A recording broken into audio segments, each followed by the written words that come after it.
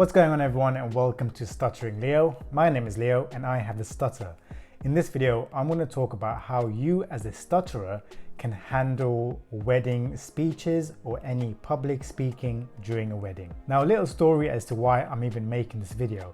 So last weekend I was at a wedding and it was a great wedding, a lot of laughter, socializing, dancing, eating, drinking, you name it. However, I paid a lot of attention to the public speaking and speeches that happened during this wedding. Now, as a stutterer, I feel as though I have even more fear due to the fact that I have a stutter. So when I do see the bride and groom having to give readings, religious readings in front of a crowd, or I see the many different people having to give speeches, while they are great and while the entire audience enjoyed them, I'm there sitting there nervous, watching everything happen, even though I'm not the one giving the speech. I know it sounds a bit silly, but I feel that if you have a stutter, you've probably been in the same position as I have, and you've probably had fears about your wedding day or having to give a speech at someone else's wedding. So that's why I created this video. I want to help you all while helping myself so that I'm ready for my own wedding day or when I'm asked to give a speech at someone else's wedding, so that I can find a workaround to this entire situation. So without wasting any more time, let's start off with the main couple during a wedding, which is the bride and groom, and how you can handle wedding ceremonies and speeches as a person or persons with a stutter. So one of the first things you have to do as bride and groom is get through the religious or whatever ceremony that you are required to attend. And usually during the ceremony, you have to read out your vows, you have to and usually have to read out some sort of religious or legal text so that the entire audience can hear. Now, it's not that much of an issue if the audience is small, but if you are looking into 10, 20, 30 or more people, which usually is the case, you are having to do some sort of public speaking, which can really bring out the nerves, especially if you're a stutterer. So how do you get around this?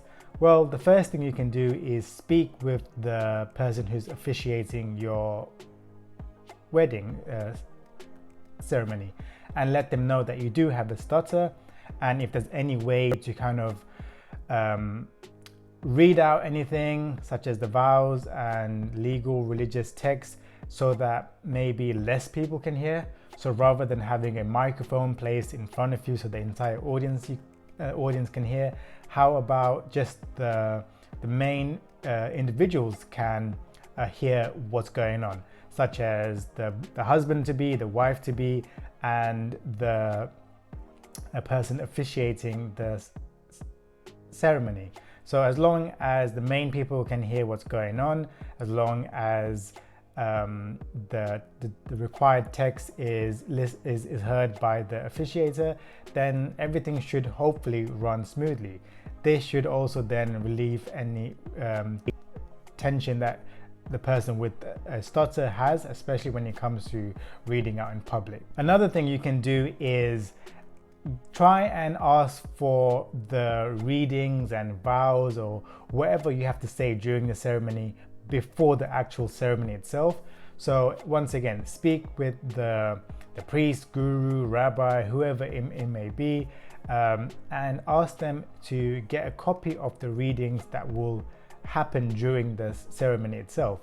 As they say, practice makes perfect. So this is a great time that you can go over everything so you're not kind of thrown in the deep end on the day, and you know what you have to say and how you can practice saying it out loud. After the ceremony comes the fun part, but also another situation where you probably will have to give a speech, especially if you're the groom, but depending on different cultures, the groom and the bride usually give speeches during the reception, especially at the end of the night where you just thank everyone for attending.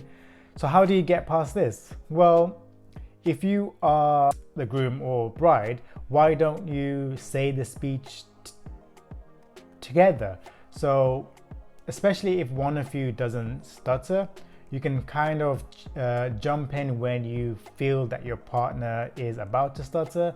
If you both stutter, it will help ease the tension so that you don't have to give the entire speech from start to finish.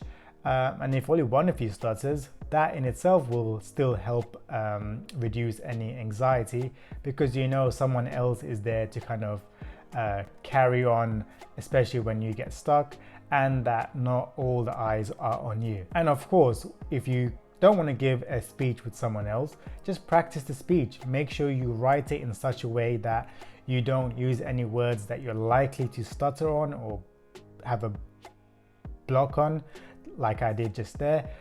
Pick words that you know that you can say fluently, or as fluent as you possibly can, so the entire speech itself comes across as being fluent. Now, if you're not the bride or the groom, but you are someone who was asked to give a speech during a wedding and you stutter, how do you overcome this? Well, as I mentioned earlier, and the first point to this section is to practice your speech. Once again, practice before giving the speech. Use words that you're likely not to stutter on, and hopefully that will help ease your tension on the day.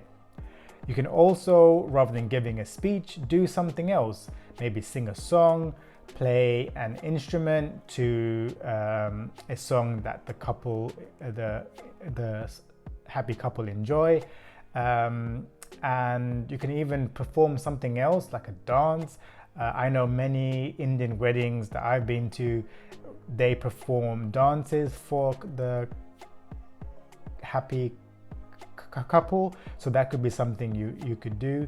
There might be something else in your special in your cultures that could be specially used rather than a speech. So try and think outside the box. And if you're not still confident about giving a speech and you don't want to do any dancing or singing or playing an instrument, just speak with whoever's asked you to give the speech. Let them know that you really appreciate the fact that they've asked you, and you would have loved to give a speech, but due to your speech impediment, due to the current situation you are in with your speech, that you just don't feel comfortable. And just let them know that you would rather not give a speech because it's just too much. If they are obviously your good friends, they will totally understand. And there you have it. I'm not an expert in this. I know that eventually I will be getting married and I'll have to give a speech. And before that, I might even be asked to give a speech at someone else's wedding. So these are just thoughts that I've had and workarounds that I've thought about that you could possibly put into place, especially if you have an upcoming wedding. If you've enjoyed this video, please remember to leave a like, make sure to subscribe, and leave a comment below with any tips and tricks that you have. See you next time.